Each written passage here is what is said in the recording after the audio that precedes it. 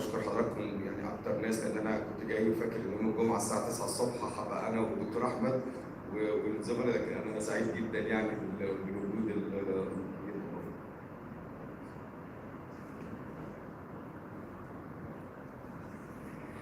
الموضوع اللي هتكلم فيه.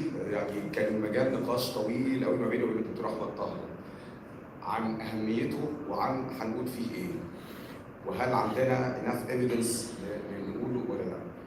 انا هتكلم مع حضراتكم في الحاجات اللي فكرت فيها ونتشارك بقى الافكار كده، تقولوا لي ايه رايكم. Below the knee amputation in absence of popliteal pulse isn't justifiable. All of you know that studies demonstrated that the level of amputation is inversely proportional to the degree of independent living after surgery. And there are so many factors associated with the outcome of lower limb amputations and healing, including smoking, anemia, malnutrition, previous vascular surgery, of course, the presence or absence of pulse and antibiotics, trauma, and other vascular parameters like the ABI, the duplex, and the angiographic findings. In this review here, or the meta-analysis actually, Penn Barwell mentioned that there was progressive and significant worsening outcomes as amputation becomes higher from below knee to trans knee or above knee.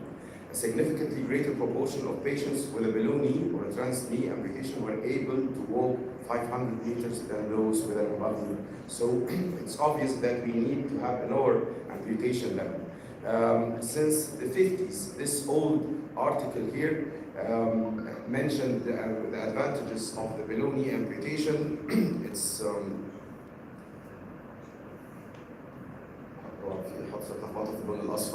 anyway, rehabilitation بتاعتها is twice as likely and mortality is significantly lower, but there's increased incidence of poor wound healing with subsequent revisions. Dormandi et al. Mentioned that in a prospective study of 700 patients in 51 centers in 6 European countries, there was an incidence of 19% of revisions of below knee amputations. And O'Dwyer, I think this is the most famous article about below knee amputations in the 80s.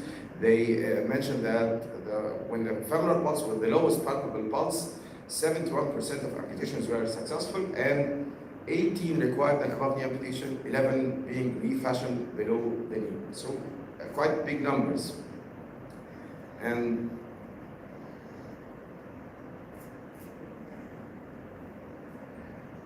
so, you know, in the presence of popliteal pulse, there is quite confidence that below knee amputation will perfectly heal.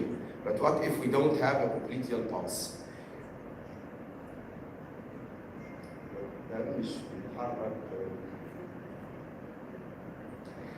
Since the 50s, it was known that if the popliteal pulse is present before operation, below knee amputation should succeed. The absence of popliteal pulse, however, does not exclude below knee amputation. So the dilemma is present since the 50s. And a common practice is always to evaluate the bleeding from the skin and subcutaneous tissues and the muscle. But is this objective? I think no.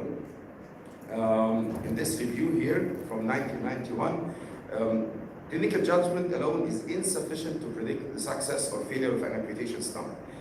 Many tests like Doppler, segmental pressures, skin blood flow, skin perfusion, all of these has been described to predict the likelihood of successful healing of an amputation stomach, but none of them have gained widespread acceptance.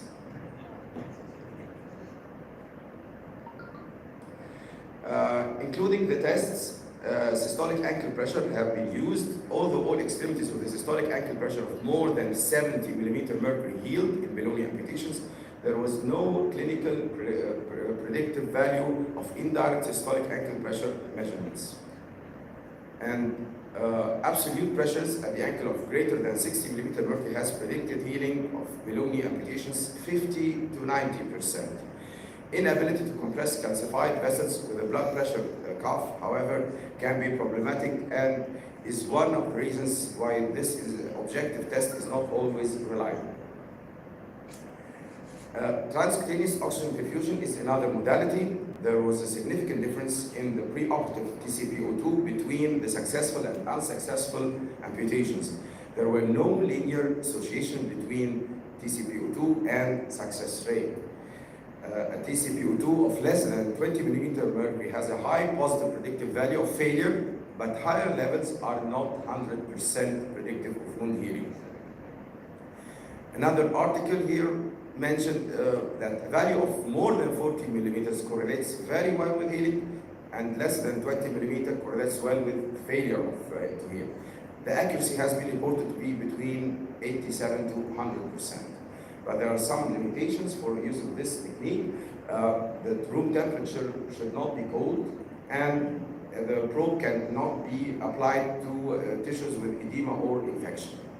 Unfortunately, there is no absolute threshold of TCPO2 that accurately predicts healing 100% all the time.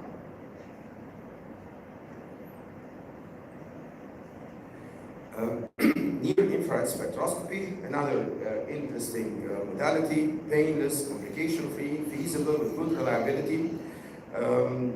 It evaluates other domains than TCPO2 that are more linked to metabolic adaptation. Its capacity to predict stump healing and tolerance to early prosthesis fitting is therefore interesting to estimate, but in future studies. It needs more work and more research to be confident that it's really objective.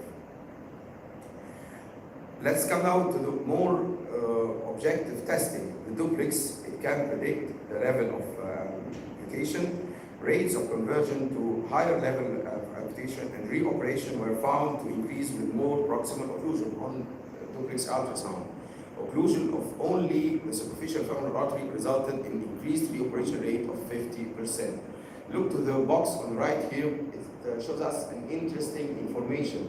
Not always do we have the same clinical findings like the duplex finding. In their study, 19 of these patients, their popliteal pulsations were documented as not palpable, while the popliteal was open on duplex ultrasound. So this means that when we do not palpate popliteal pulse, this doesn't mean necessarily that we have absent flow. It could be due to calcification and may mislead, and hence it could be possible to do an amputation in the absence of clinical popliteal pulse. This article here is not new, from 2006 by Yip et al. And they studied so many factors regarding the healing, but what I found interesting is the importance of angiographic scoring. They named each segment of the arterial tree, 1, 2, 3, and then they gave a score for each type of occlusion, free or stenosed or total occlusion, and at the end they made a total score. They found that a score of more than 15 is quite bad. They consider this a cutoff value where they can say above this we should not do a balloon amputation. This had a sensitivity of 75% and a specificity of 87%. Although the absence of popliteal pulse was associated with a failure of a BKE in bivariate analysis, it was not an independent predictor variable when other factors were considered. It has a positive predictive value of 26% and a negative predictive value of 100%. They concluded that the use of an angiogram scoring system can correlate well with the outcome, taking into consideration the cutoff value of 50. What about the other demographic findings and the comorbidities? This article here from 2021, it was found that only hemoglobin